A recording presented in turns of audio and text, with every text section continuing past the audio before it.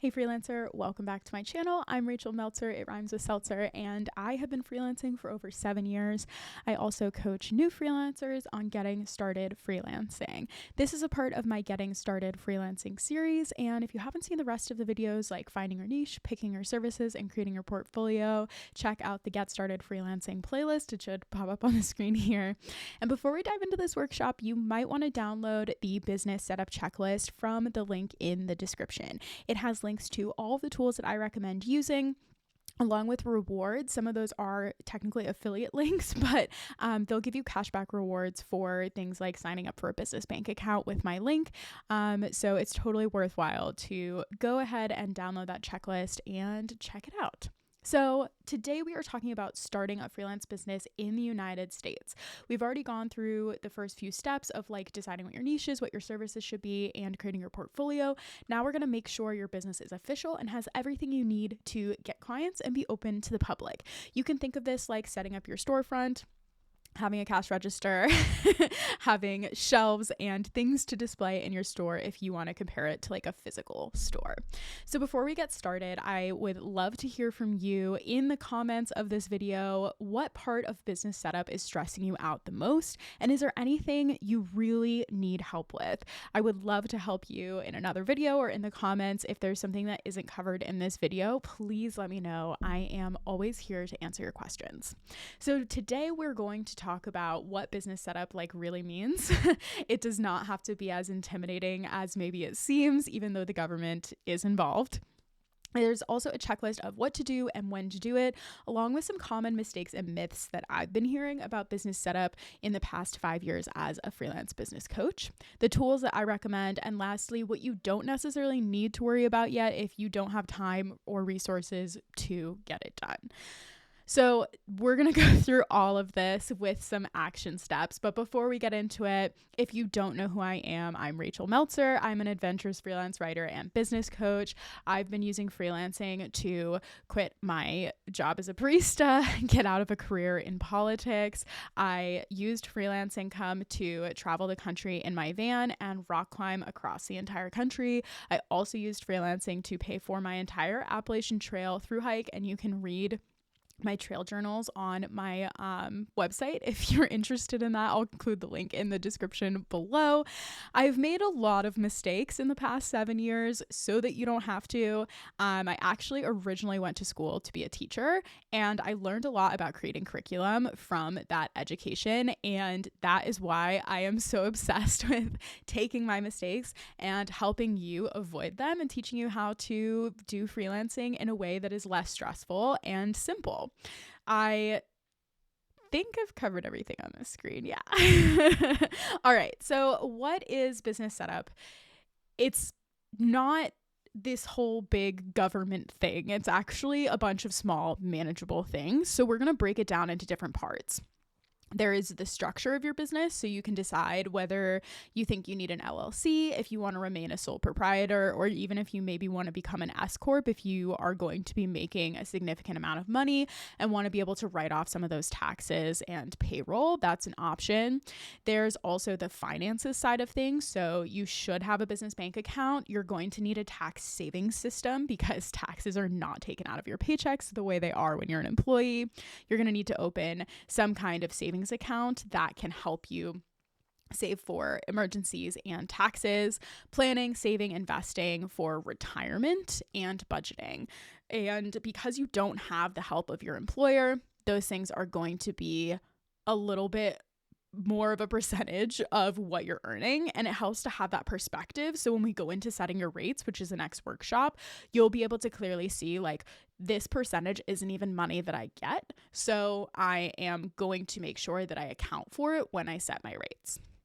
There's also the legal basics. Your contract is going to be one of the most important things, not just for your business. It's not really actually about protecting your business. It's more about creating healthy boundaries with your clients. So we'll talk more about how you can do that in this lesson. And lastly, there's tools and systems. If you don't have a system for everything, if you don't know what tools you're using, where they are, if they're not all in one place, it's going to be difficult to run your business behind the scenes. And we all have tools that we prefer, so you don't necessarily need to use the tools that I'm going to reference in this video today. Like, there's tons of different software that can do things like task management. There are a bunch of online business banks that you might want to try, or maybe you're going to go with your local bank. That's totally fine. At the end of the day, you just need to make sure you have some way to manage all of the moving pieces of your business. Your freelance business setup checklist really boils down to these aspects. And before we dive into it, you do not need to do all of this right away. I want you to know that. It takes time to get these things done for sure, but it's definitely going to be easier to do these things before you get clients than it is after, when you're busy doing client work or you're scrambling to get new clients so you can pay for things. These things also don't need to be perfect or forever. You can always change your mind or use different software if you want to, and they just really need to get done so you can get started. So just keep that in mind. So business structure is the first thing you're going to want to consider. And I have a really in-depth lesson about this in the Freelance Resource Library if you want to join Pop Club or my one-on-one coaching to access that. But essentially, you need to decide if you're going to be an LLC, a sole prop, or a S Corp. Personally, I was a sole proprietor for a really long time. If you don't own property of a value, whether it's a very expensive car, a nice house, if you're not married, if you don't have children, those sorts of things are really what you're protecting with an LLC. You're protecting your assets. It makes you limited for the liability of your business. So if you get sued, the bank or the government can't take those things away from you in order to compensate for what your business owes. But if you don't have anything to necessarily protect, then a sole proprietor is totally fine. In most states, starting an LLC does cost some kind of fee. I know for me in Massachusetts, it costs $500 a year. And I personally would recommend consulting a lawyer before you get started on this, or at least checking out something online like LegalZoom, so that you know what you're getting yourself into and you know that you're doing the paperwork correctly. So there's some stuff that goes into it. An S Corp is a different type of corporation that you can elect to file as when you're filing your taxes. And it just means that you pay yourself as an employee. So you pay yourself payroll. That means you have to manage payroll. And it also means that you as a business can write off those employee wages in a different way. So it can save you some money, but typically people see money savings at this current time in the world over about 120K per year income. So just keep that in mind. Most people are probably not ready to have an S Corp just yet when they're first starting their business, but it might be something that you want to work towards in the future if you know that your salary is going to be pretty high like that. Next, you're going to need to get an EIN. Oh, if you're a sole proprietor, by the way, you don't need to file anything in most places. Some states, some cities might require you to get a business license or file your business as an official business, but many places do not. So you need to check up your local regulations. But most of the time, if you're a sole proprietor, you don't really need to worry about that kind of stuff. You do need to get an EIN. This is something that businesses use. It's like a business social security number, essentially. So instead of sending your social security number in a PDF to a client for your W-9, which is the form that you send your clients so that they can send you a 1099, which just discloses how much they paid you that year, so they can write it off on their taxes and you can include it as income on your own taxes. In order to make that exchange as safe as possible, it helps to get an EIN. You don't need to be an LLC or an S Corp or any of those things to get an EIN. Anyone can get one, and they are completely free. If you're on a website that's trying to charge you for an EIN, you're on the wrong website. They are free from the government, and the proper link for applying for one is in the business setup checklist document in the description box below. You need to make sure you are not getting scammed before you put in all of your personal information. There are a lot of EIN scam websites out there that are paying for advertising on Google, so they show up as the first results. So make sure you're on the right website before you submit your information so that your social security number does not get stolen. The internet can be a scary place, but this will protect your social security number so that you don't have to worry about it getting taken on the internet or distributed or whatever. Next, you're probably going to want to open a business bank account. I personally use Novo for this, but there are other great options like Found. It depends on what features you want. I love Novo because there are no fees and they do have basic bookkeeping. They have invoicing built in. You can connect your account to Stripe. I personally use Stripe to accept credit card payments, and that is directly on your invoices. So it makes it really easy to pay your invoices. They have automated invoice follow-ups. So if someone hasn't paid your invoice by the due date, it sends an email automatically for you, so you don't have to remember to do that. And it's been an all-around great experience. And if you want to get $40 for signing up and funding your Novo account, the link is in the business setup checklist that is in the description box below. For bookkeeping, I just actually use a spreadsheet. I used to use QuickBooks, and after that, I was using Novo for a while. But what I personally found is that when I am not touching my finances every single week or every day sometimes, I tend to spend in a way that I'm not proud of. I have a lot of credit card debt that I'm working on paying off. Most of it is from emergencies, when I didn't have a savings account when I was younger in life. And in order for me to continue making good progress on paying that off, I need to be on top of my finances and pay attention to how I'm spending my money. So personally, I like manually using a spreadsheet and actually having to input everything in order to do that. If you want access to this spreadsheet template that I use, it's included in the Freelance resource library with Pop Club or one-on-one coaching, or you can just buy the rates calculator for $25 on my website and it comes in that spreadsheet.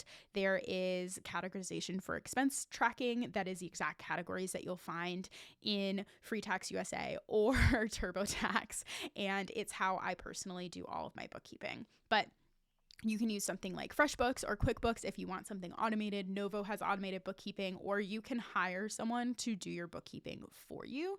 That's totally up to you. It depends on your budget and what you prefer. I definitely recommend every freelancer gets a high yield savings account. I personally have it automated in Novo so that there is a folder called taxes in my Novo account that sets aside automatically everything that comes in, 20%, so that I have money to pay my taxes. I transfer that money to my high yield savings account, which I use Wealthfront for. If you want to boost in your interest from Wealthfront, let me know. I have a link for that as well. And that way I am earning interest on the money that I'm saving up for my taxes. That interest typically for me tends to outweigh whatever fees I might have to pay for not paying quarterly taxes. This year, I think my fee was like $160, and I earned thousands of dollars in interest on my high yield savings account. So it was worthwhile for me to have a high yield savings account. I also have an emergency savings folder in that same account so that I have it separated from my taxes and I know what I can spend if I need to. Next is invoicing. Again, I just use Novo for this, but alternatively, you can invoice through QuickBooks. You could use a CRM like HoneyBook to invoice your clients and manage your projects. There are many ways to do invoicing, but I find it simplest to just keep it inside my bank account. A contract is kind of it's something that has a lot of options. You can, again, do a CRM like HoneyBook, or Dubsado.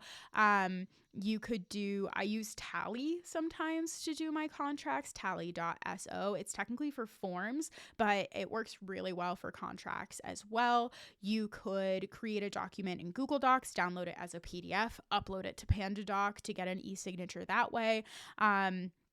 Tally and PandaDoc and Google Docs are all free. So those are some options for you. And these are all listed out in the business setup checklist. You don't necessarily need to hop on remembering those and writing it all down.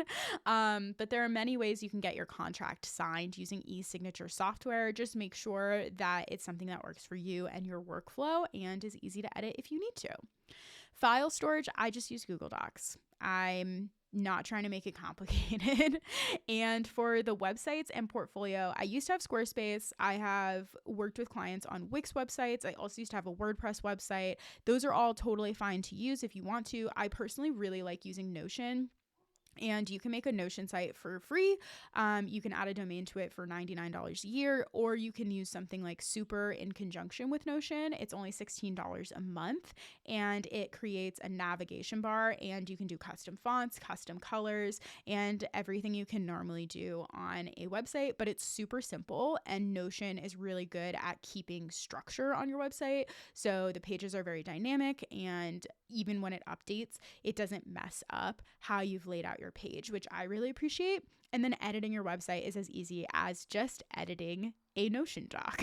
So I really enjoy using Notion and Super for my website. And if you need help creating your website as a freelancer, I have both templates, a course for creating your website with Notion and Super, and I also have a service where I'll do it for you if you are interested in that. It starts at just $500 for a one-page website, and it's super inclusive. I have like branding and everything included in that package for you because I know freelancers are on a budget. So website and portfolio, I will say as well, is not necessarily something, the portfolio you need to have right away, but you don't necessarily need to have like a fully fleshed out perfect website. This is something that I treat as a work in progress. I thought like, oh, I'm going to have a perfect website someday. And you see people who do have what you think is a perfect website. And if you ask them, they'll tell you it's a work in progress. Websites are living organisms. Your portfolio is constantly changing. You as a person, your services, your business, it's going to change over time. So don't be afraid to not make it perfect and edit it later. As far as project management goes, I use Notion. You can get the exact dashboard that I use in Notion that I created myself on my website. The link is in the description below. It just works well for me. I like how customizable it is, and my brain thinks like Notion. Like it just has worked really well for me. I have it so that I have links out to every tool that I use, so it's all in one place and I don't lose track of anything or forget anything. And I like the way that I can see my tasks on a calendar, on a list, in a database, on a timeline. There are so many ways that I use it flexibly and I really enjoy it. But if you're not someone who likes Notion, you could do something like Trello or Asana. I used to use Asana before I found Notion. There's Monday, there's ClickUp. There's so many options out there. So just play around and see what feels good to you. I think Notion can have kind of a learning curve at first, and it's not for everyone, and that's totally okay. You just need to find something that works for you. I like to have what I call one source of truth, which is my Notion. So absolutely everything relating to my business can be found in my Notion, including like scratch paper, brain dumps, like templates for things, my website, assignments for my clients, notes for my clients. So every tool that I use is in one place and I don't have to go hunting anything down. And I really appreciate that about Notion. I found it harder to do that in things that were more strict like Asana and Trello. It is possible, but it didn't feel the way I wanted it to. So that's why I use Notion. The last two things are very important, but I honestly didn't open my retirement account until my third year of business. I personally have a Roth IRA, and there are many different types of independent retirement accounts that you can get in the future, especially if you get to a point where you're maxing out your Roth IRA. You're going to want to probably open another retirement account on top of that. Your retirement account is really important because your employer is not going to be paying for your retirement anymore. You are your employer, so I guess they are technically, but no one's helping you with retirement as a freelancer. So you need to make sure you're staying on top of it yourself. If you are under the age of 30, don't panic. You'll get through it. If you are 30 or older, you should really be starting to think about what you're doing for retirement and how you're going to save for it, because it takes time for money to compound. Compound interest is really what's going to get you the big bucks when it comes to your retirement account. So the earlier you start it, the better. Even if you're just putting $25 a month in it, it is better than nothing. It will compound and grow. So I recommend starting with a Roth IRA, but I am not a financial advisor, so don't listen to me. Do whatever you need to do. I personally use Fidelity Go, but you could use something like Betterment if Fidelity is not your style. And there are even Wealthfront, I think, has Roth IRA options as well. So there's so many different ways you can do it. I only use Fidelity because I already had a retirement account from a previous job that I was able to roll over into my Roth IRA. And if you do have a retirement account from a previous job, you can roll it over into your new IRA, independent retirement account. That's what IRA stands for. When you set that up, and that can make it a lot easier to get started on saving for retirement. And definitely look into that. If you're thinking about quitting your job, you still have a job, look into what your retirement savings, what the requirements are for that, because there was one job where I did have like $7,000 in retirement, and I didn't know that there were certain steps I needed to take before I quit my job in order to get that retirement to come with me, and I completely lost all of that. And now, that was so long ago, like that would be like $20,000-$30,000 now, and it haunts me to this day. So if you're still employed but you're thinking about quitting, make sure you go through that. And lastly, health insurance. I have an entire workshop on health insurance. I actually have entire workshops on every single thing on this list in the Freelance Resource Library. If you join Pop Club, it's $33 a month. Or if you are thinking about doing one-on-one coaching with me, both of those things come with the Freelance Resource Library and lessons for all of these things in depth if you need more information. For health insurance, I just use my state's marketplace. I live in the state of Massachusetts. I pay about $200 a month for health insurance. It's based on your income. The cost of insurance is based on your income and based on your needs. So I personally have the most expensive health insurance that is offered because I take some very expensive medications for my metabolic disorder that are difficult to get and are only covered by that one insurance provider, even though there were 7 other options that were much cheaper. So definitely look into that. You can call advisors from the state that you live in to help you pick out your health insurance. It feels very overwhelming and very, very, very confusing. So make sure you call a real person and ask for help. You can also use ChatGPT to compare plans. I did do that this year before, actually, while I was on hold waiting to talk to a real person. And it was helpful to see the differences between like my old plan and my new plan. I've been on marketplace insurance or Medicaid my entire life. I've never had insurance. I had insurance from an employer for like a year and a half, but that was it. So if that is something that you're worried about, there are also other options. You don't just have to go with marketplace, but that's typically what I recommend is your state's marketplace or Medicaid if your income is low enough. But there are so many alternatives. There's like 20 different types of health insurance. So if you want to know what those are, I go through all of them in depth in the health insurance workshop inside Pop Club or one-on-one coaching. All right. So that is the whole checklist. And if you want, you can screenshot this page to see all of the tools that I use. There's also tools and links in the business setup checklist in the description box if you want to have all of the links to the tools at your fingertips. So I would recommend taking the time to get 1 to 2 things done right now. Take just 5 minutes and apply for your EIN or download a contract template from my freelance resource library. You could open a business bank account real quick. All of these things take very little time and will make it so that you can get started on the business setup checklist today. So I'm going to set a quick timer for 5 minutes so you can get a few things done. Let's go.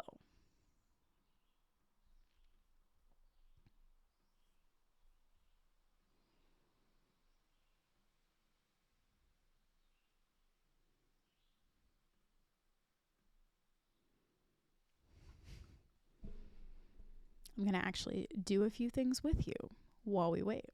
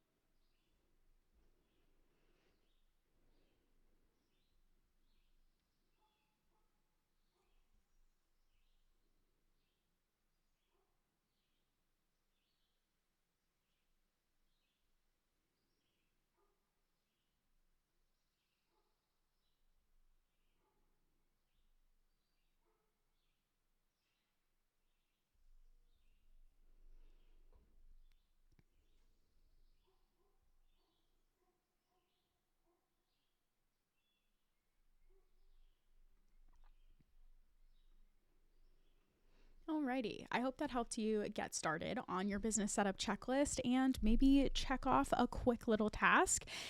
Keep that document that's in the description box of this video so you can keep moving on that later.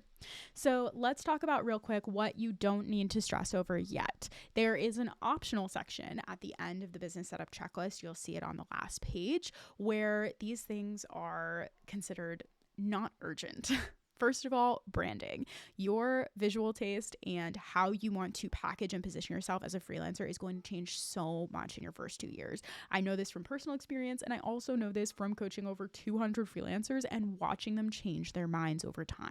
You might change your mind about what service you want to offer, what colors you like, what feels good to you when you're presenting yourself to your potential clients online, and whether that's visual branding like a logo and colors, a full website, how you write on social media about yourself, what your business cards look like, these things are going to change over time. So I want to make sure that you feel comfortable in your niche and your services and how you feel about yourself as a freelancer before you really invest a lot of money or time into those things. I know people who have spent thousands of dollars on a website or hundreds of dollars on branding and then had to go and redo all of it later. So that's not to say that you don't need a website when you first start.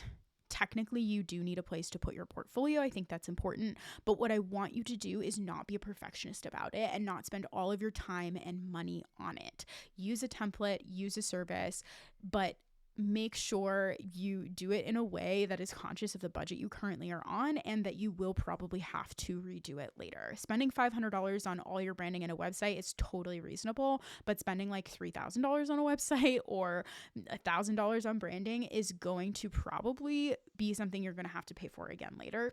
So just keep that in mind. I also don't recommend using social media when you're starting out, aside from maybe LinkedIn. It really depends on your niche. There are some niches that are very active on Instagram or Threads or Twitter or whatever. But I also know from experience that I spent 14 hours a week on Instagram and it got me absolutely nowhere as far as getting actual freelance digital marketing clients. It really depends on who your target audience is, but my target audience was much more active on LinkedIn, and LinkedIn, you don't even necessarily need to post to get clients. You can literally just be doing direct outreach in the DMs and sending connection requests and just posting like your portfolio pieces and some availability posts, and you'll get somewhere. So I think that spending a lot of time and money on the things that are on this list when you're first starting out is probably going to lead to a lot of disappointment and having to redo things. So just keep that in mind. You can do your business however you want. You can do all those things if you want to, but I just don't recommend investing a lot in them at first. I've also heard a few myths that I would love to help you squash right now. You will figure everything out eventually, and I'm always here to help if you have questions. Don't be afraid to pop them in the comments below, and I will answer them for you. You do not need an LLC to get started, first of all. You could totally just be a sole proprietor unless you're a homeowner, a parent, you're married, or you're providing business advice that puts you at risk. You don't really need an LLC right away. If you don't have health insurance, you can totally be a freelancer. I went years without health insurance. However, obviously, if you are someone who has a chronic illness, who needs medications, who cannot afford those medications over the counter, if you have children, obviously there are certain people who need to have health insurance. But if you are a healthy person, you can probably go a year without health insurance and you will be okay. Some states do penalize you for not having health insurance. State of Massachusetts, for example, so you may have to pay a fine, but the fine is usually less than what it costs to actually get health insurance. So just keep that in mind. Like, some people obviously do need it, but it is possible to be a freelancer and not necessarily pay $600 a month, $200 a month for freelance health insurance. You do not need to do QuickBooks or TurboTax to do your taxes. QuickBooks is super expensive and it is so glitchy. Every single April, I cannot access my QuickBooks. I always have to contact support to get it to work, and I'm trying to frickin' do my taxes in a timely manner. It is so stressful. I do not recommend QuickBooks. Novo has built-in bookkeeping. Found also does. It's another business banking app. They also have built-in bookkeeping. FreshBooks, Wave. If you have the money for it, Lettuce is also a really great software for bookkeeping. You can also just use a spreadsheet, and there's a template for that in the resource library, or again, you can buy it with my rates calculator on my shop. And lastly, I have to understand everything now. You guys, experience really is the best teacher. That is how I have learned all of these things. I did not go to school for being a business owner, for being a freelancer, for being a digital marketer. There are so many things you just can't know without getting your hands dirty. So just get started. You will figure everything out in time. And the list in the checklist in the description box should be enough for you to get started on this journey. Messy action really is better than no action at all. That is my motto. I should just get it tattooed on my forehead. Just start. It is way more overwhelming in your head than it is in real life. It's just like when you do your laundry and like you don't want to put your clean laundry away because it feels like such a daunting task, or like when you're moving and you have to unpack all your boxes, like, where do I put all this stuff? You know, there are so many things that can feel daunting in life, but you get through them. You're completely capable of getting through them. You just have to start somewhere. And so I hope the business setup checklist helps simplify things for you a little bit. I do want to give you a compilation of all the potential tools you could use for setting up your business. Screenshot this, save it for later. This is options for all the little things that I mentioned you're probably going to need, including some extra things like scheduling. I personally use cal.com. It's free.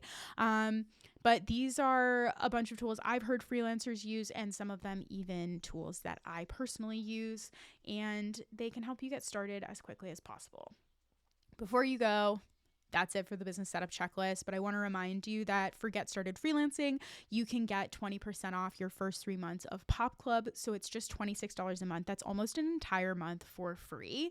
And inside there, you'll get access to my freelance resource library, chats, and forums. You'll get a one-on-one strategy session with me where we'll plan your entire next 3 months of your business. And there are daily co-working sessions and weekly accountability check-ins. We have one workshop and 2 office hours every single month, so you can ask me all the questions live on video. Alternatively, if you want one-on-one help, I am offering one-on-one intensives right now, so just you and me solving your problems for an hour. You get a 2-week free trial of Pop Club for that, and that is also 20% off. Just use these coupon codes at checkout. I have other resources as well if you check out my shop. Like I said, I make websites for freelancers as affordably as possible. I literally only charge my hourly rate, and I'm able to do this because I have templates and systems for creating websites. I actually did go to a web design and branding boot camp when I thought I was going to work in tech as a coder. Really glad I did not pursue that career path, but it does make it so it's really easy for me to create websites for freelancers. I know a lot of people get held back. They're like, I'm going to create my website, I'm going to finish my portfolio, but then they get like really perfectionisty about it, or they realize they don't have the skills and they have to learn another skill, and it turns into a whole thing. Don't let your website be the reason you're not getting clients. I am happy to help you create one for as affordably as possible. Also, if you didn't know, you can buy my freelance resource library for just a one-time payment if you're not interested in doing a Pop Club subscription. And that is also 20% off right now. So you can get all of my resources in one bundle without having to pay a subscription fee.